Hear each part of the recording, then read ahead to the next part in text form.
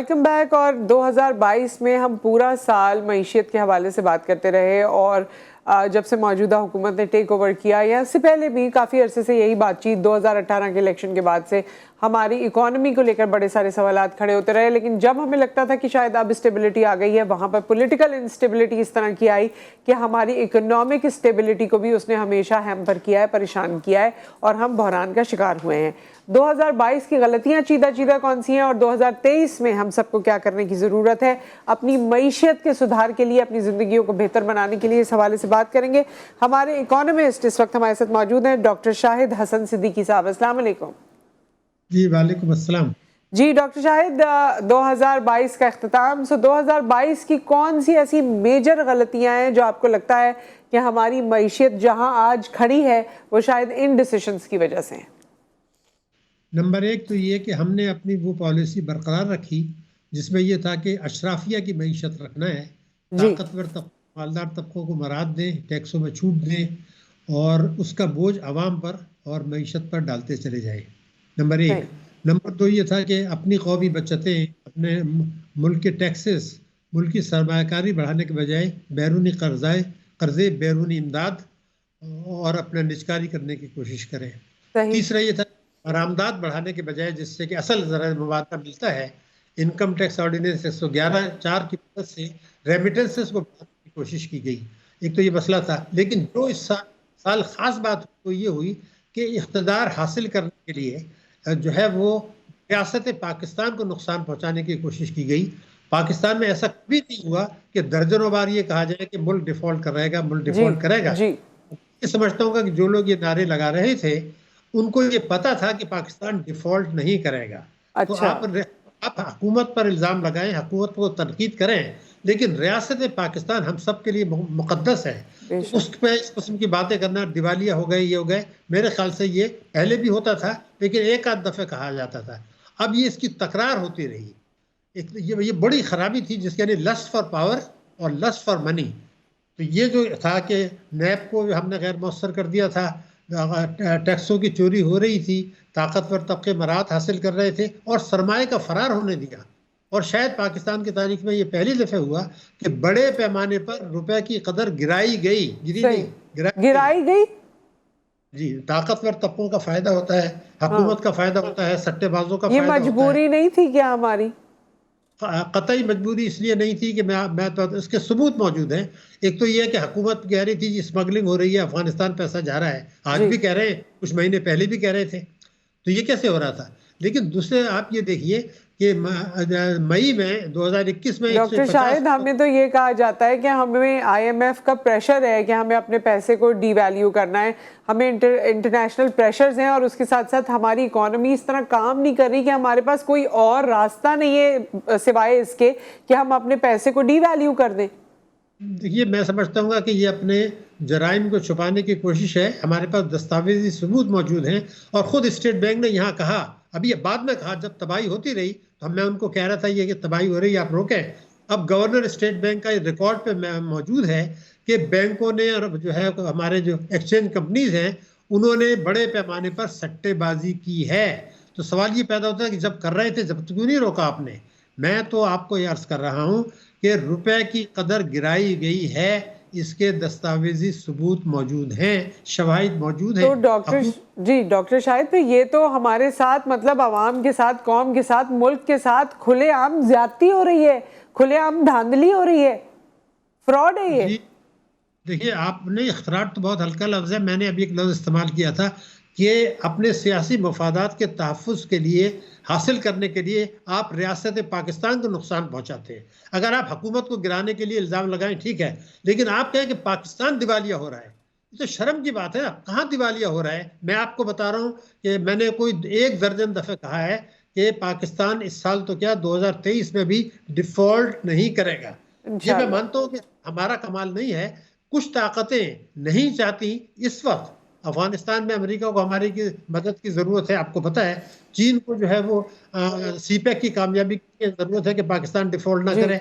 और इस वक्त अमेरिका और यूरोपियन यूनियन, यूक्रेन जंग है, रूस से परेशान है, उनकी मईशत खराब है, तो क्या एक और वो अड्डा खड़ा कर देंगे?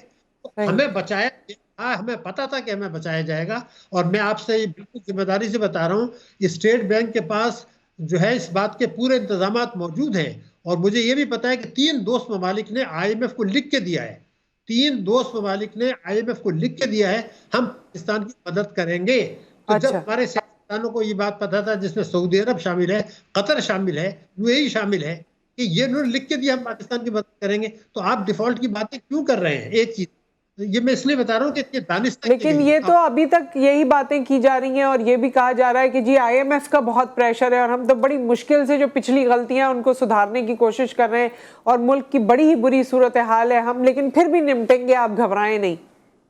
नहीं, इसमें यह बात सही है कि मईशत की हालत बहुत खराब है, हाँ। मईशत के बहुत चैलेंजेस है, लेकिन ठीक करने की कोशिश भी नहीं की जा रही। मगर मैं तो आपको एक बात बता रहा हूँ कि डिफॉल्ट से जितना नुकसान पहुंचा उस नारों से क्यों बताऊं आपको। देखिए, मेरे मुल्क में जो रेमिटेंसेज आ रही हैं और जो बरामदात हैं इस साल, वो $60 बिलियन है, 60। और जी। हमारे इंपोर्ट्स भी $0 बिलियन हैं। तो ये मसला तो आपका खत्म हो गया। अब रह गए आपके बैरूनी कर्जे। उसमें से बैरूनी कर्जे लोगों को पता होनी चाहिए कि उसका 80% हिस्सा तो चाइना का है। तो चाइना रीशेड्यूल नहीं करेगा या चाइना में डिफॉल्ट कर देगा? क्या हम बातें कर रहे हैं? 80% हमारा कर्जा चाइना का है, जो हमारे मुल्क पे कर्जा है। जो ड्यू जो अभी जो था वो उसका 80% जो ड्यू है उसका हाँ। वो है। मैं आपको क्यों देखिए, आपके टोटल कर्जे $100 अरब के हैं, एक्सटर्नल डेट जो है। अब $100 अरब में से चाइना का बड़ा हिस्सा है। लेकिन ये क्यों भूल रहे हैं कि सऊदी अरब के वजीर खजाना ने बड़ी अनयूजुअल बात की। उन्होंने एक प्रेस कॉन्फ्रेंस की है जिसको ब्लूमबर्ग ने शाये किया 9 दिसंबर को। उन्होंने ये कहा है कि हमारा मुल्क पाकिस्तान की हर मुमकिन मदद करेगा। आप ये बताइए कि कितना मालदार, दुनिया का सबसे बड़ा मुल्क, किसी भी वजह से, मैं उस पर नहीं जा रहा कि क्यों कहा, लेकिन अगर उन्होंने पाकिस्तान के जो $3 अरब के डिपॉजिट थे उसको 1 साल के लिए रिन्यू कर दिया अभी चंद दिन पहले, और ये कहा कि पाकिस्तान की हम हर कोई मदद करेंगे, तो इसका क्या मतलब है कि वो डिफॉल्ट करने देंगे? ठीक है डॉक्टर शाहिद, क्योंकि वक्त हमारे पास कम हो जाएगा, तो मैं ये चाहती हूँ कि आप बताइए 2023 हमारे लिए कैसा रहेगा। 2023 में हमें मईशत के किन उसूलों को फॉलो करने की जरूरत है? देखिए, मैं तो बिल्कुल ये समझता हूँ कि पाकिस्तान की जो मईशत है और हमारे पास जो पोटेंशियलिटीज़ हैं, उसमें मईशत को ठीक करना, गुर्बत को कम करना, बेरोज़गारी को कम करना, महंगाई को कम करना कोई मुश्किल काम नहीं है, मगर अशराफिया की मईशत है।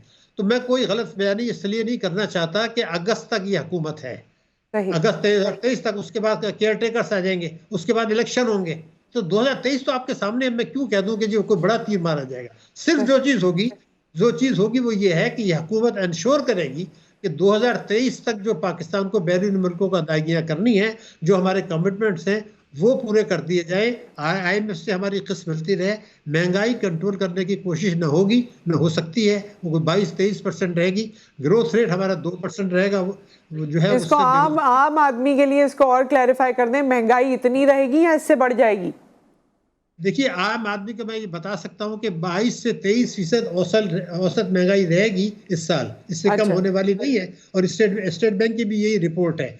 दूसरी चीज ये कि देखिए, रुपए की कदर जब आपकी इतनी गिर गई है और हम गैर मुल्की इमदाद पर भरोसा करते हैं, आईएमएफ ये कह रहा है कि आप मजीद टैक्सेस लगाएं जिसकी वजह से ये रुका हुआ है।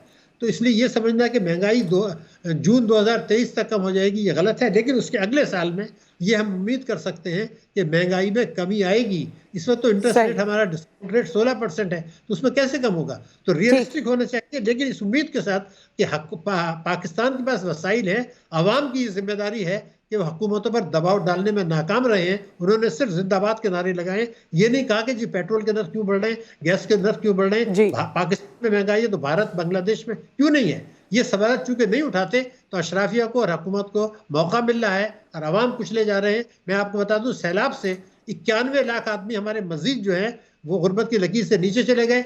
35 मिलियन अफराद पाकिस्तान में भूख की किल्लत का शिकार है। तो इन तमाम चीजों को अवाम को भी तो कुछ जिम्मेदारी होगी कबूल करनी होगी। मीडिया को सियासत से हटके हर वक्त सियासी बातें करने के बजाय ये बातें जब करेंगे, अवाम को आप जब तक एजुकेट नहीं करेंगे, हुकूमत पर दबाव बेहतर नहीं होगा। डॉक्टर शाहिद, बहुत बहुत शुक्रिया आपके वक्त का। और इस बार तो हमने आपसे स्काइप पे गुफ्तगू की है, नेक्स्ट टाइम हम चाहेंगे हमारे स्टूडियो तशरीफ लाएं ताकि और फुल फ्लेज डिस्कशन आपसे कर सकें। Thank you so much for your time. ख़वातीन और हज़रात, यहाँ आ गया है एक ब्रेक के बाद हम हाजिर होते हैं।